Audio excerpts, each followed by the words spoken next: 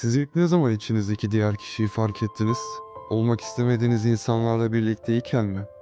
Yoksa istemediğiniz bir işi sadece toplum o işi iyi diyor diye yaparken mi? Belki de istemeseniz bile çevreye ayak uydurmak için gittiğiniz bir yerde, kalabalıklar arasında kaybolduğunu düşündüğün bir anda iç sesine ilk kez gerçekten konuşmaya başlarsın. Bu başta rahatsız edici gelir. Gereksiz bir bilinçaltı sanırsın. Kuruntu zannedersin ve neticede yok sayarsın. Çünkü insan yaptığı her şeyin kendi seçimi olduğuna inanmak ister. Hem de ne kadar büyükse o seçim, o kadar güçlü olur bu inanç.